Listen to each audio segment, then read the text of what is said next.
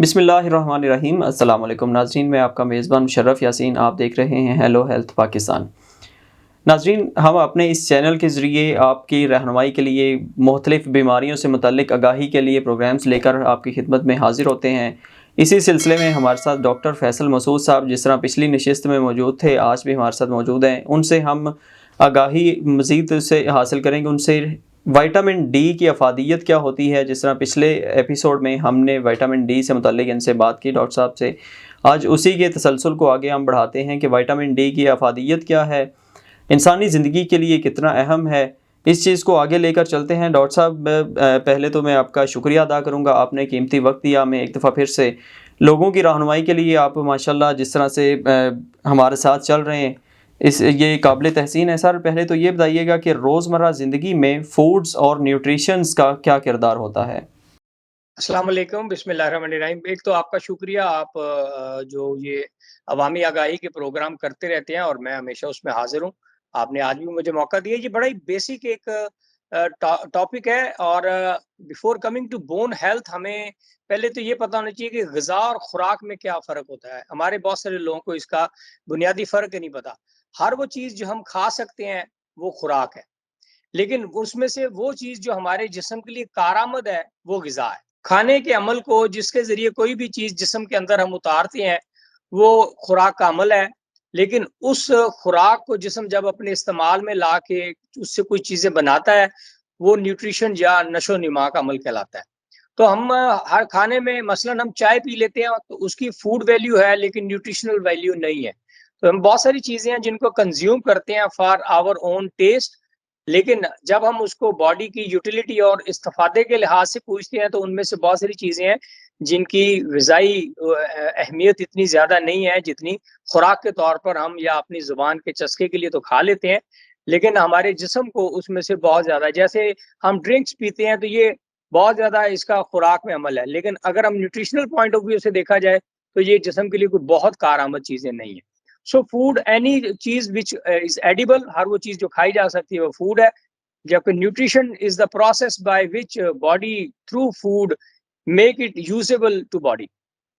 Right sir. Sir, आगे ये रहनुमाई कीजिएगा कि हड्डियों के लिए सबसे बेहतर खुराक कौन-सी हो सकती है? चूँकि ह आपने जिस तरह से बात की कि हम लोग बाज़ चीज़ें ऐसी खा लेते हैं जो जस्ट हम फॉर द सेक ऑफ अपनी तस्कीन के लिए खा लेते हैं, उनका फ़ायदा कोई नहीं होता हमें।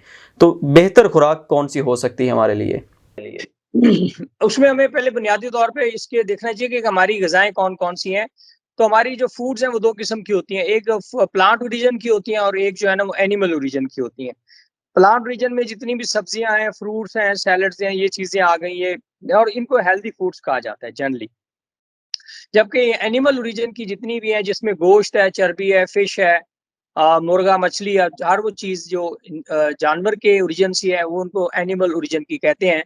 और न्यूट्रिशनली इनकी बहुत ज़्यादा इनमें कैलोरीज़ होती हैं, बहुत हाई वैल्यू होती है, लेकिन बॉडी को फिर इसके बाकी मुज़र असरात का भी सामना करना पड़ता है। केमिकली हम फूड को क्लासिफाई कर सकते हैं as carbohydrates, proteins, fats, vitamins and minerals. और फिर हम इन चीज़ों को कार्बोहाइड्रेट्स हमारा मेन बॉडी के खुराक में इनका मेन जंक होता है।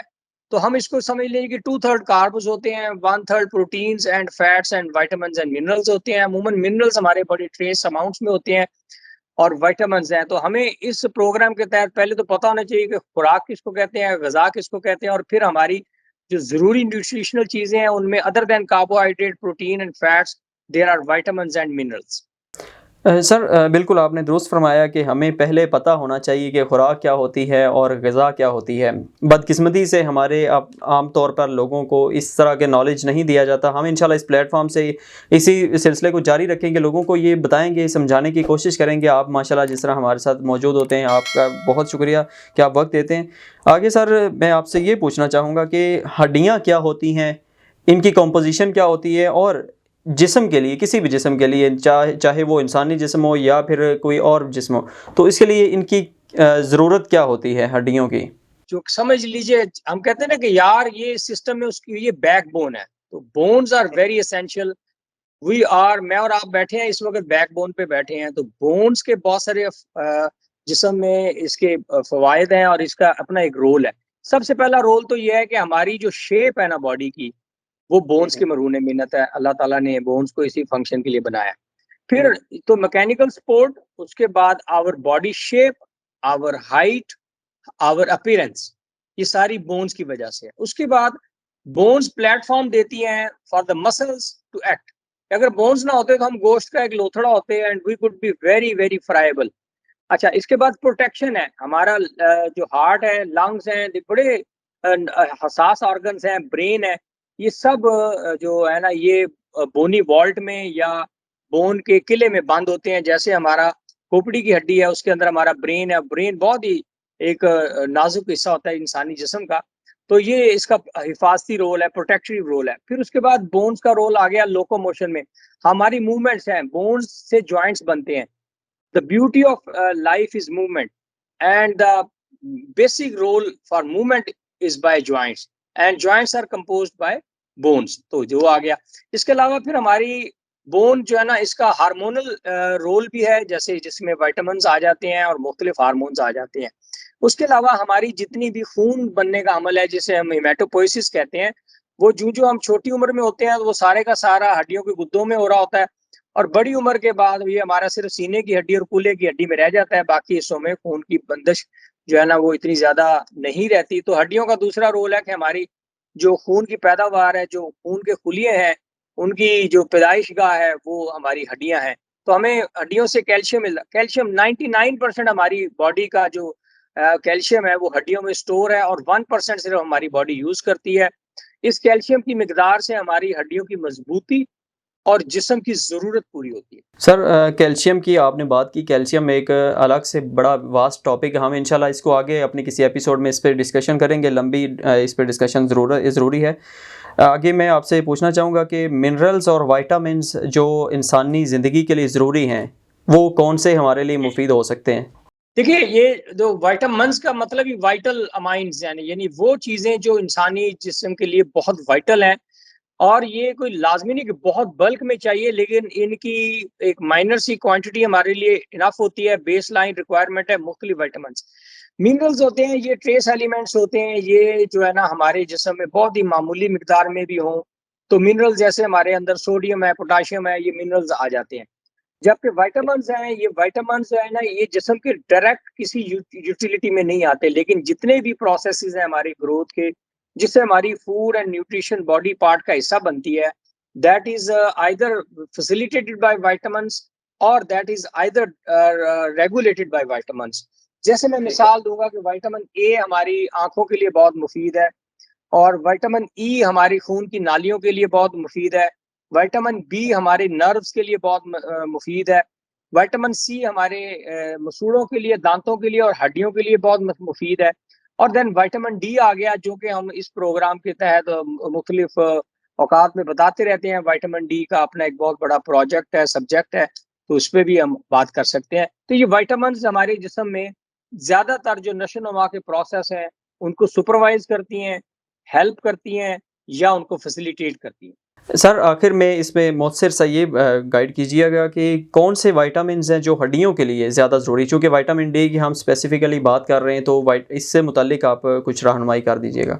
जी, विटामिन सी और विटामिन डी दो बुनियादी विटामिन्स हैं। अगर हम हड्डियों के हवाले से बात करें, जिनका एक बुनियादी और कलीदी किरदार है इसमें, तो वो विटामिन सी है। विटामिन सी और विटामिन डी मिलके हमारी बोन को अगर हम देखा जाए, तो बोन की कंपोजिशन में उसमें ऑर्गेनिक है, यानी लिविंग टिश्यू है, और नॉन लिविंग टिश्यू है। तो लिविंग टिश्यू में हमारे आ जाती हैं सेल्स, आ जाते हैं जो हमारी हड्डियां बनाते हैं, उनका गुद्दा आ जाता है। और नॉन लिविंग टिश्यू में कैल्शियम और कैल्शियम फॉस्फेट और हाइड्रोक्सी एपेटाइट आ जाता है। तो हमारी हड्डियों में ये सारा प्रोसेस, हड्डी ने जज़ब होना है या हड्डी ने बनना है, ये विटामिन डी इसमें बुनियादी रोल अदा करते हैं। और विटामिन डी कैल्शियम को भी रेगुलेट करता है। विटामिन डी हमारे पैराथायराइड हार्मोन को भी कंट्रोल करता है। और विटामिन डी का हमारी स्किन पे बहुत अच्छा इफेक्ट है। हमारी जो स्किन ग्लो करती है, विटामिन डी का उसमें बहुत बड़ा रोल है। फिर विटामिन डी थ्रू कैल्शियम हमारे हार्ट के लिए बहुत अच्छी है। विटामिन डी थ्रू कैल्शियम हमारी खून की नालियां, जिनके अंदर कैल्शियम जमा हो जाए तो एथेरोस्क्लेरोसिस हो जाता है, जिससे हार्ट अटैक के खतरात बढ़ जाते हैं। अब इस पे बहुत रिसर्च हो रही है। तो हम अक्सर, हमारे यहाँ लोग बहुत ज्यादा अंधाधुंध कैल्शियम का इस्तेमाल करते हैं, और कुछ कैल्शियम मुफीद होता है, कुछ नहीं होता, तो उससे आपकी खून की नालियों में एथेरोस्क्लेरोसिस होने के चांसेस होते हैं। तो ये चीज़ें जानना बहुत ज़रूरी है। तो हड्डियों के लिहाज से विटामिन सी और विटामिन डी इंतहाई अहमियत की हामिल है। ठीक है। सर बड़ी ज़बरदस्त आपने एक तो इसकी लाइन अप कर दिया कि सिलसिला किस तरह से क्या-क्या ज़रूरी होता है इंसानी सेहत के लिए, हड्डियों के लिए कौन-सी चीज़ ज़रूरी है। हम सर आगे चलते हैं, बढ़ते अपनी बात बढ़ाते हुए आगे लेके चलते हैं कि विटामिन डी है, इसका रोल क्या होता है इंसानी ज़िंदगी में? विटामिन डी समझिए कि ये हमारे जिस्म के अंदर भी बनती है और हमारा जिस्म इसको मुख्तलिफ जो है ना तरीकों से हासिल भी करता है, जिसमें ग़िज़ाई सोर्स भी है। विटामिन डी सूरज की रोशनी जब हमारी जिल्द पे पड़ती है, तो हमारे अंदर जो कोलेस्ट्रॉल के डेरिवेटिव्स होते हैं, उनके ज़रिए हमें कोलेस्टेरोल और उसके वो कन्वर्ट होती है फिर विटामिन डी 1 से विटामिन डी 2, विटामिन डी 3। तो विटामिन डी की मुख्तलिफ शक्लें हैं, जो एक्टिविटी के लिहाज से सबसे जो बेस्ट विटामिन है वो विटामिन डी 3 है। यहाँ जिल्द से विटामिन डी सूरज की छाँव के ज़रिए एक्टिवेट होती है, फिर वो जिगर में जाती है तो वो विटामिन डी 2 कहलाती है, वो एक्टिव होती है और फिर किडनीज़ के अंदर जाके वो विटामिन डी 3 बनती है और फिर वो हमारी हड्डियों के इस्तेमाल के और हड्डियों के अवामिल को और हड्डियों की ग्रोथ को लुक आफ्टर करती है। तो इसको हम विटामिन डी को मुख्तलिफ शक्लों में देखते हैं। हम जो प्योर फॉर्म में है वो विटामिन डी है। बॉडी के अंदर ये 2 एक्टिव फॉर्म में होती है, विटामिन डी और 2 और vitamin D 3। Vitamin D calciferol और विटामिन डी 3 कैल्सिट्रायोल कहते हैं। सो कॉलीकैल्सिफेरॉल, कैल्सिट्रायोल ये मुख्तलिफ फार्माकोलॉजिकल नाम है और हम इनको सादा लफ्ज़ों में देखें कि हमारे अंदर से भी बनती है। फिर विटामिन डी का दूसरा सोर्स है आपकी खुराक है। आपकी ठीक है। खुराक में विटामिन डी जो आ सकती है, वो आपकी आ सकती है दूध और डेयरी प्रोडक्ट्स से, जिसमें पनीर है, दूध है, दही है। आइसक्रीम, बच्चों में अगर आपने कैल्शियम या विटामिन डी प्रमोट करना है, तो आप आइसक्रीम दे सकते हैं। फिर उसके बाद जो विटामिन डी का ज़्यादा सोर्स है, वो फिश है। फिश ऑयल या फिश को कंज़्यूम करना, ट्यूना सबसे बेस्ट फिश है इसमें। इसके साथ-साथ ठीक है। फिर हमारी जितनी भी प्रोटीन्स हैं, जैसे ये गोश्त है, चिकन है, अच्छी सोर्स से हो तो इनमें बहुत अच्छी विटामिन डी होती है। फिर कुछ सब्जियाँ हैं, जैसे आपके ग्रीन वेजिटेबल्स हैं, उनके अंदर विटामिन डी काफ़ी अच्छी मिकदार में होता है। कलेजी के अंदर बहुत ज़्यादा स्टोर्ड फॉर्म में हमें विटामिन डी मिलता है और मिनिमम अमाउंट में अंडे के अंदर भी विटामिन डी होता है उस एम्ब्रियो के लिए। तो हमें विटामिन डी सूरज से मिल सकता है, विटामिन डी हमें अपनी खुराक से मिल सकता है, जिसमें दूध, दूध से बनी हुई अशिया, पनीर, मक्खन, दही हम अपनी एज और हार्ट के मसाइल के तहत इन चीज़ों को अपने खुराक में ला के अपनी विटामिन डी की ज़रूरियात को पूरा कर सकते हैं। ठीक है। सर ये तो आपने सोर्सेज़ बता दिए इसके कौन-कौन से हमें सोर्सेज़ मुयस्सर हैं जहाँ से हम अपने विटामिन डी पूरे कर सकते हैं या मेंटेन रख सकते हैं। सर आगे ये बताइएगा कि विटामिन डी की जो डेफ़िशिएंसी है वो क्या होती है और इसके सिम्पटम्स क्या-क्या हो सकते हैं? चूँकि आम तौर पर लोगों को इसका पता ही नहीं चलता कि उनके विटामिन डी कम हुआ हुआ है, उसकी अलामात क्या हो सकती हैं पॉसिबल जो लोग आसानी से समझ सकें? ये बहुत ही अपने इम्पोर्टेंट क्वेश्चन किए। विटामिन डी की कमी और जो कि इस सारी डिस्कशन से हमें पता चलेगा कि हम इस इल्म को अपने जिस्म के या बीमारी की तशख़ीस में कैसे इस्तेमाल में ला सकते हैं। विटामिन डी की कमी से 2 मसाइल आते हैं। एक अगर बच्चों में हो तो उसे कहते हैं रिकेट्स।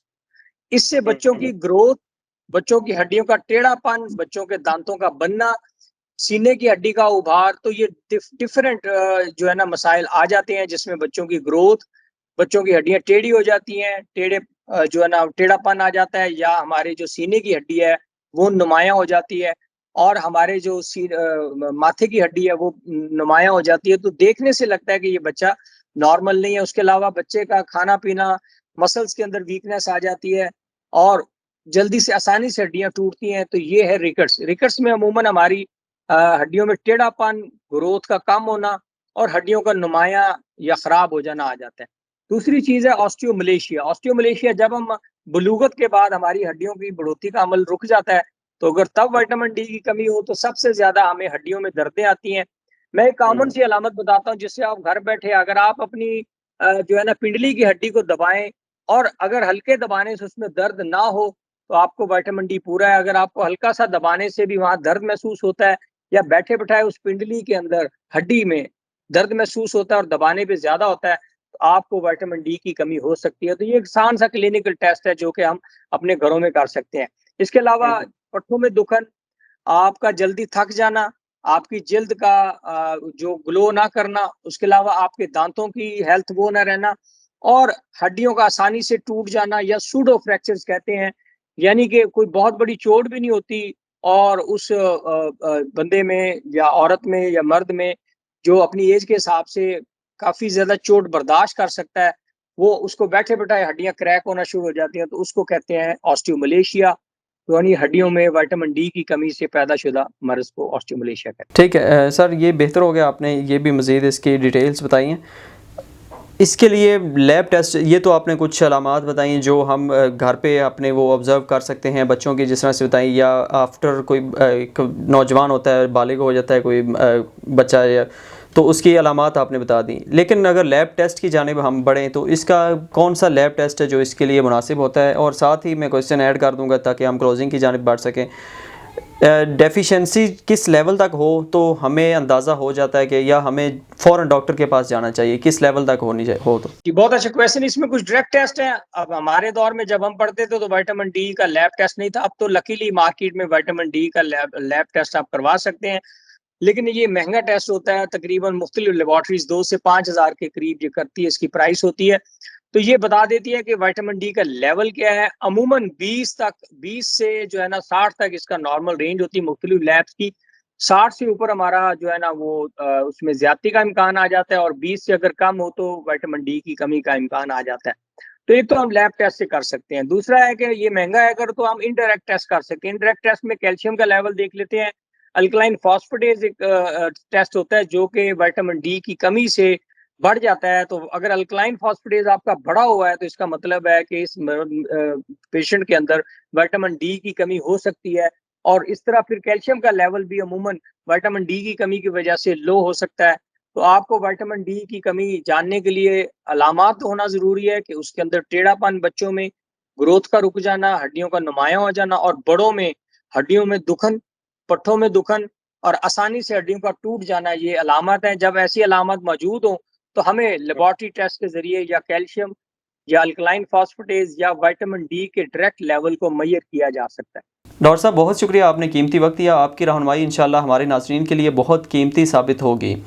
नाज़रीन, हम इंशाल्लाह जिस तरह से डॉक्टर साहब ने पहले बात की कैल्शियम के मुतालिक, कैल्शियम एक अलग से एक बड़ा टॉपिक है, इससे मुतालिक हम अगले एपिसोड में बात करेंगे कि कैल्शियम क्या होता है, इसकी क्या अहमियत है, इससे मुतालिक गुफ्तगू करेंगे। डॉक्टर साहब की अगर आप अपॉइंटमेंट लेना चाहें तो नीचे जो नंबर चल रहा है इस नंबर पर कॉन्टैक्ट करके आप क्लिनिकल चेकअप या वीडियो लिंक के ज़रिए या फिर ऑनलाइन कंसल्टेशन बुक करवाना चाहें तो इसी नंबर पर कांटेक्ट करके आप अपॉइंटमेंट ले सकते हैं। मुझे इजाज़त दीजिए, अल्लाह हाफ़िज़।